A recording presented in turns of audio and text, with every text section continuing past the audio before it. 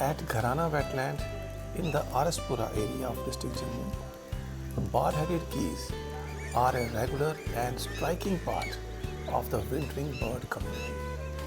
This internationally recognized important bird area hosts thousands of these high-flying migratory geese each winter, making it a key site for observing their annual migration from Central Asia and nearby regions.